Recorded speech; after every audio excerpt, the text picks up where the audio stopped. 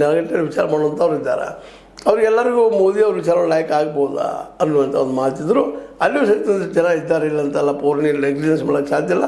ಅಲ್ಲಿಯೂ ಈ ಒಂದು ಹಿಂದುತ್ವವಾದಿಗಳು ಇದ್ದಾರಪ್ಪ ಅನ್ನೋ ಸಹಿತ ಕಂಡುಬರುವಂಥ ವಿಷಯ ಅದು. ಆ ನೆರಗಟ್ಟೊಳಗೆ ಇವತ್ತು ಕೇರಳದಲ್ಲೇ BJP ಇದ್ದು ಇಲ್ದಂಗದ. ಆದರೆ ಅಲ್ಲೇ RSS ಸಂಘಟನೆಗಳು ಮಾತ್ರ ಜಬರ್ದಸ್ತ್ ಇದ್ದಾವೆ.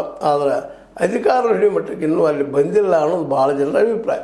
ಹೀಗೆ ಈ ಮೂರತ್ರಲ್ಲೇ ಮೋಸ್ಟ್ ಪ್ರೊಬಬಲಿ BJP ಅಧಿಕಾರ ಹಿಡಿದು ಈ ಒಂದು ತಮಿಳುನಾಡಲ್ಲಿ ಇರಲಿ, ಅದೇ ಕಾಲ ಕೇರಳದಲ್ಲಿ ಇರಲಿ, ಮುಂದೆ ಅದಕ್ಕೆ ವೆಸ್ಟ್ ಬೆಂಗಾಲ್ದಲ್ಲಿರಲಿ, ಈ ಮೂರೂ ಕಡೆ ಅಧಿಕಾರ ಹಿಡಿದಪ್ಪ ಅಂತಂದರೆ ಕಬ್ಬಿಣದ ಕಡಲೆ ಅವರೆಲ್ಲ ಲೋಕಲ್ ಇದ್ದಂಥವರೆಲ್ಲ ತಮ್ಮ ಶಕ್ತಿಯನ್ನು ಬೆಳೆಸ್ಕೊಂಡಿದ್ದಾರೆ. ಇವತ್ತು ಈ ದಿಶೆಯಲ್ಲಿ ವೆಸ್ಟ್ ಬೆಂಗಾಲದ ನಮ್ಮ ಮಮತಾ ಬ್ಯಾನರ್ಜಿ ಪೂರ್ತಿಯಾಗಿ ಹೋರಾಟಗಳು ಬಿಟ್ಟಿದ್ದಾರೆ. ಅವರು ಅಲ್ಲಿ ವೆಸ್ಟ್ ಬೆಂಗಾಲದಲ್ಲಿ ಗೆಲ್ಲೋದಪ್ಪ ಅಂತಂದ್ರೆ ಬೆಂಕಿ ಜೋಡಿ ಸರ್ಸಾಡಿದಂಗೆ ಆಗ್ಯದ.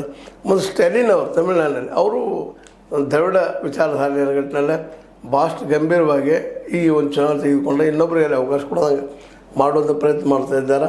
ಇನ್ನು DMK ನಮ್ಮ ಜಯಲಲಿತಾ ಪಾರ್ಟಿ ಅದು ಮೊದಲಷ್ಟು ಹಿಡಿದು ಸಾಧಿಸಿಲ್ಲ, ಆದರೂ ವಿರೋಧ ಪಕ್ಷ ಆಗ್ಯದ ಅದು ಅಣ್ಣಾ DMK. ಆ ಅಣ್ಣಾ DMKಲಿ ಇವತ್ತು ಪಳನಿಸ್ವಾಮಿ ಅಂತ ಇದ್ದಾರೆ ಅವರು.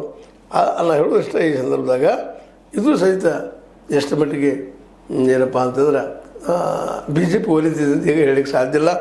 ಭಾಳ ಒಂದು ಕೆಲವು ಸೀಟನ್ನು ಗೆಲ್ಲಬೋದು ಅಷ್ಟ, ಅದು ಬಿಟ್ಟು ಮತ್ತೊಂದಿಲ್ಲ. ಇನ್ನು ಕೇರಳದಲ್ಲಂತೂ ಹೇಳಿದೆ ನಿಮಗೆ ಪೂರ್ತಿ ರೆವಲ್ಯೂಷನರಿ ಐಡಿಯಾ ಇದ್ದಂಥವ್ರು, ಬದಲಾವಣೆ ಬಯಸುವಂಥವ್ರು. ಆದರೆ ಏನಿದ್ರು ಸಮತಾವಾದ ಮತ್ತು ಸಮಾಜವಾದ ನೆರಗಟ್ಟಲೆ ಆಗುವಂಥ ಕೆಲಸಗಳು. ಹೀಗಾಗಿ ಅಲ್ಲೂ BJPಗೆ ಅವಕಾಶ ಸಿಗಲಿಕ್ಕಿಲ್ಲ. ಹೌದು, ಅವರು ದೇವರು ನಂಬುತ್ತಾರೆ, ಪೂಜಿಸ್ತಾರೆ, ಗುಡಿಗಳು ಹೋಗ್ತಾರೆ, ಮಾಡ್ತಾರೆ, ಎಲ್ಲ ಇದ್ದರೂ ಸಹಿತ ಅವ್ರು ವಿಚಾರವಾದಿಗಳಿದ್ದಾರೆ ಕೇರಳದವರು. ಯಾವ ಸರಿ ಯಾವ ತಪ್ಪು ಅಂತ ವಿಚಾರ ಮಾಡೋದು ಶಕ್ತಿ ಅವ್ರಿಗದ. ಹೀಗಾಗಿ ಈ ಮೂರೂ ರಾಜ್ಯಗಳಲ್ಲಿ ವೆಸ್ಟ್ ಬೆಂಗಾಲ್, ತಮಿಳುನಾಡು, ವೆಸ್ಟ್ ಬೆಂಗಾಲ್,